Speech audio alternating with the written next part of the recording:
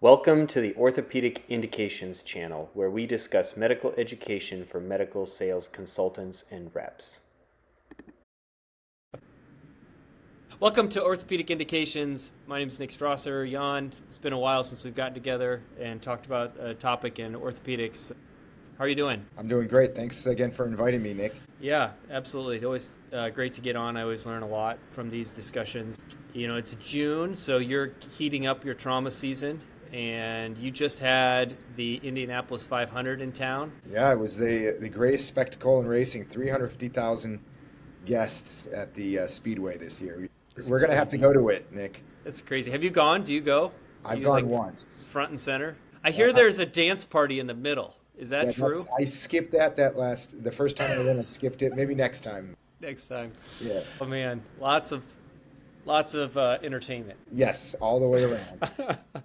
Oh man, I can't even imagine. All right, so we talked about maybe this is a little different. We're not doing it live, but we're doing it as a kind of a recorded session, breaking it down into chunks. But we're going to tackle ankle fractures and breaking this up into a couple different episodes, and then we'll do some cases and break that up into kind of smaller case discussions. So just, talking about rotational ankle fractures, I guess. First off, that's kind of what the goal is. And, you obviously can go anywhere from like pilons and everything else. But if you think about ankle fractures, I think about these rotationally. Is that, Jan, is that kind of how you think about these too? Yeah, I think that's probably the most basic mechanism that we see, right? Or the most common one. So I think that's got to start there and kind of expand outward.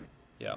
So, when you get into this, you definitely have to know like what your normal anatomy is. So, when you think about looking at an X-ray, you got to know what's normal, so you kind of know you can identify what's abnormal. If you're a rep or new student in the operating room, understanding what normal is requires looking at a lot of normal structures. And so, you think about the structures in the ankle. We have the lateral malleolus, we have the talus, and we have the medial malleolus. When you're looking at this kind of head on, when you're looking at it from the side or from a lateral position, then we got the posterior malleolus that plays a role. Anything else you'd add to this, Jan? Maybe just always think about some of the other joints that are nearby. We always talk about maybe x-raying or at least examining the joints above and below. So think about, maybe, knee injuries that may go along with an ankle injury or vice versa. And also foot injuries. Foot injuries. That we see often as well. And then we have the soft tissue structures. Those things there's structures that hold these things together. So you need to understand that you have the interosseous membrane, which runs between the fibula and the tibia. I almost said tibula.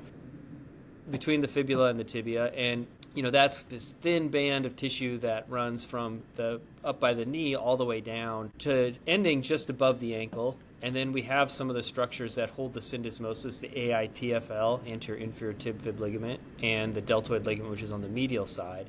And then as we look at this from the back side, we have the posterior inferior tib fib ligament, the transverse ligament. You can see the fibers of the deltoid. And I think also thinking about the CFL or the calcaneofibular ligament is important to think about as well when it comes to these soft tissue structures. And these are important because they dictate stability. So as we talk about this later, as we talk through the syndesmosis, it's important to understand what structures are holding things together because, for example, if we're looking at posterior malleolar fractures, that PITFL is super important for conferring stability to the syndesmosis, and that may play a role if you have a big posterior malleolar fracture in terms of providing stability to the joint. And then if you look at it on an axial, do you use this terminology in Chaput, Wagstaff? I still do, with teaching residents and fellows. I know there's a big push to go away from some of these eponyms and names, but, that's how I kind of learn them. So I still talk about, that's a big Chaput fragment. Yep. That's probably the most common one I use, the Chaput fragment. Especially in like pilons and things, Yeah. but you certainly see these in some of these rotational injury. And then the Talo, that's kind of the other one more in like the kid, pediatric. That's kind of how I think of those. And sometimes in my brain, I cross them over and forget which one's which. But Chaput, or if it's a pediatric, the Talo piece. All right, and this is the slide. I mentioned this before, but this is the slide that I spent so much time trying to memorize when I was a resident. And this was out of one of the articles, the Yellow Journal articles from 2003. And so this would have come out just before I would have started residency. And this kind of shaped my understanding of ankle fractures early on, because I'd look at this article over and over and over again and think about the pattern and the mechanism. And this is specifically for like a supination external rotation injury. But maybe my point with this is not to like think about needing to memorize these types of pattern, these mechanisms, but understanding how the mechanism plays a role, I think, is really, really critical. I mean, as I've already stated, these are rotational injuries, and so whether or not it's step one is the AITFL and then the fibula and the PITFL, I don't know how much I think about that in terms of like when the injury occurs, but I think about it from the perspective of understanding which structures are related as we approach these. Jan, how do you think about these? Yeah, it's I don't think about it as this one like the mechanism of failure, because there's so many variations. But I think it's to help you. For me, it's the associated injuries with it, right? If I see, it's important to note that when you see these fractures around the ankle, it's not only a bony injury, but a soft tissue injury. Mm-hmm. And that's how I kind of look at it. I don't know how accurate this is. Like when you talk about the failure, like it fails in sequence. I don't think we see that all the time. And, there was a study that they did where they looked at, YouTube videos? Oh, yeah. Who had ankle fractures, and then they went back and like tried to see like, okay, this was the mechanism of their injury. Was it associated with what you would expect in the X-ray or CT? Mm-hmm. And it was like the correlation was very poor. And so I think this would have a similar correlation with that. But it's just important to note, okay, when you see a fracture around around the shaput, why is that important, right? Around the Volkmann, why is that important? And that's right. To know those associations well. Yep, absolutely. And that's exactly right. I think that's the take-home point. All right, let's talk about classifications. What do you like to use? I mean, this is the one that I think we talk about probably the most, would be, Weber A, B, and C. You agree with that, or are you more OTA or Lauge-Hansen or mix of all three? I don't know. I think this is the most common one for me. Yeah. I don't use the OTA, and maybe now I'm going to be banished from the OTA member. Yeah, the letter's coming. Yeah, I'll edit that out, okay? So the email's coming.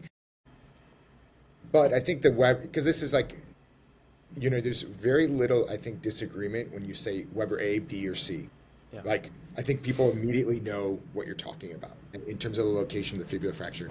When you start going into like SCR2, 4, is this pronation, a PER injury, or a pronation abduction injury, everybody's like, wait, what's going on with the fibula? Is it comminuted? Is it not? I think that's more, it's not as easy, and I like to keep things pretty simple. Yeah, I totally agree. I think that's, probably the best way to think about it. I think the one thing that I've found interesting on these like Weber Bs, for example, is sometimes I call it like the spirit of the injury, if that makes any sense. You see like this like oblique, and they're like, is that at the syndesmosis, or is that more of like a C? And I was like, I think it's more like it's the spirit of it. It wants to be a Weber B. Maybe it's a little bit above, but I'm still calling it a Weber B. And so I can get caught up in any semantics on any of these things for sure. All right, so that's the Weber. I think everybody needs to know that. A on the left, B in the middle, C on the right. Lauge-Hansen. We have the supination external rotation injury all the way on the left. We have the SAD injury. And I think that maybe of anything of these injuries, that's maybe the most important takeaway from my perspective is the supination adduction injury, the second on the left. Because that's almost like a totally different animal in some regards. So I think that part's really helpful. PER all the way to the right, and then the pronation abduction a second from the right. Jan, anything to add here? No, I think this is good. A pretty good representation of this classification system. Yeah, and I think, like I said, I think the SAD is the one to really, maybe if you're going to take away anything, is to think about that, because of it's so different in the way that you manage it, and understanding there's articular impaction And then we got to mention the OTA classification, kind of similar-ish to, I guess I think of it similar to, an A, B, and C Weber, but relative to the syndesmosis for the fibula.